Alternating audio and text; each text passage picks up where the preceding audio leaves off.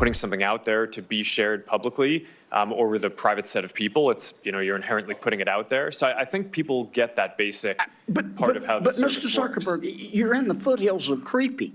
You track people who aren't even Facebook users. I don't believe I've ever heard that kind of a tagline. You're in the foothills of creepy. Just try that next time you see someone. You don't literally flip over. Senator John Kennedy of Louisiana joins us right now. Senator, good to have you. Well, you got to chuckle over that one, but I understood your point. And with this whole back and forth with some of the most successful social media players on the planet, you were trying to get on the fact that what they do has gotten to be very dangerous. And you were in concert with a lot of your Democratic colleagues who agree. So what happens now? Well, today, Neil, what we heard was mostly a lot of yadaing. There's no question that these social media platforms are in very specific ways harming our children. The CEOs promised to do better. We've heard that before. I think trusting them at this point is like putting a fresh coat of paint on rotten wood. We have bills that, if put before the entire Senate, will pass, which create legal liability for the platforms when they allow this child sex exploitation. What happens next depends on Chuck Schumer. Chuck has got to put these bills on the floor, and in the past he has not, well, he's refused to do so. And we can't pass them if we can't vote on them. So I find it unusual that both parties are aligned on this idea that they should be legally accountable. If someone wants to sue them, they should be able to sue them. The only thing that stands out among Republicans, sir, is that normally has not been your posture, and that Republicans are allowing, the possibility of these companies in sort of a big brother role where the government is watching everything they do. How do you answer that? I answer it by saying that we tried self-regulation. We've been talking about reform and allowing the media companies to reform themselves for years now, and they haven't done it. And when someone acts like they don't care, it's quite often not an act. I don't think they're going to do it until they have legal liability, and our bills would create it. But look, Neil, these are powerful companies. They're not companies, they're countries. And they spend a lot of money to block this legislation. They blocked us almost every single time. But if Senator Schumer will put the bill on the floor, the bills, I should say, they will pass. And I think the House will pass them. Do you equate someone apologizing for someone with someone taking responsibility for something? So Mark Zuckerberg famously apologized today, maybe under duress, under pressure from Senator Hawley, but quite clearly when questioned on that issue by Aisha Hasni, he didn't answer on the taking responsibility thing. Well, your reporter made an excellent point. Look, Mark Zuckerberg is whip smart, and he's been well coached by lawyers, and he apologized for what has happened on his platform. But you're correct; he didn't say it was my fault, and he promised to do better. But again, we've heard that before, and I don't think they will. Could I switch gears, sir, and just get your take on this border fight and where it stands, and this? Your colleague, Senator Lankford in Oklahoma, he's come under a lot of pressure, even from Donald Trump, we understand. Don't even try this middle ground bipartisan deal, whatever you call it. Let's make this a campaign issue this year. What do you think of that?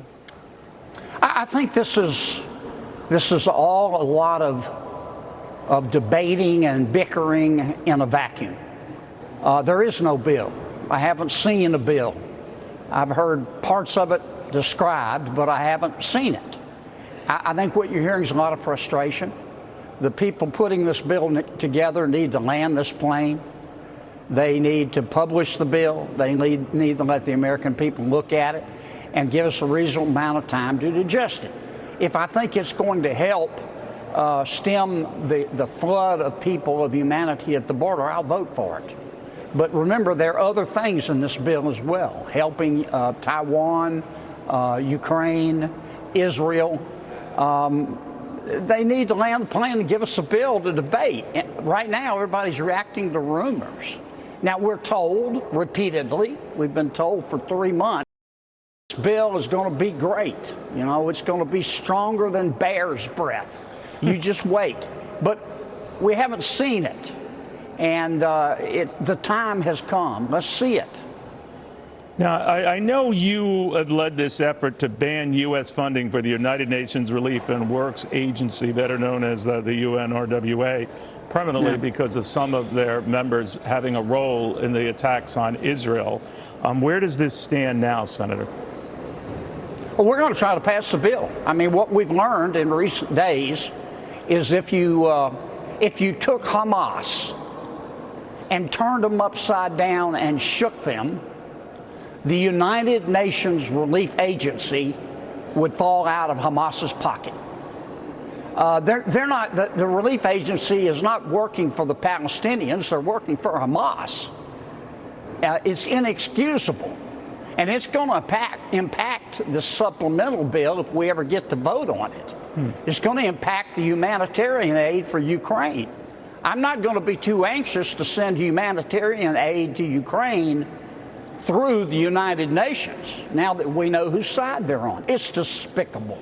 Let me ask, but real quick, I'm jumping here, and I don't mean to, but I know it's important to you that you have vowed to block the energy and state nominees being considered for positions because of this pause in liquefied natural gas production, important obviously to your state, important to the country.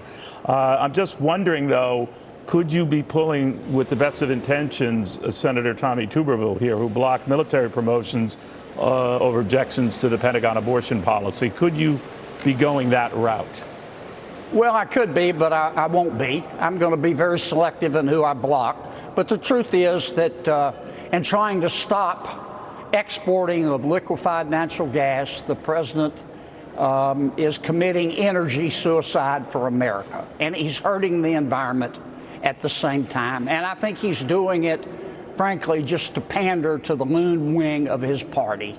But it's going to do a lot of damage to the world, to America, and to energy independence, and frankly, to CO2 emissions, because when people don't use natural gas, they use coal, they use cow chips, they use wood, which is much worse than natural gas. But you could see my point to a degree, right? I mean, that why should state or energy department nominees for positions be sacrificed over this cause, an important cause? I understand where you're coming from. How do you answer that? Well, I answer that by saying 2 wrongs don't make a right, but they do make it even.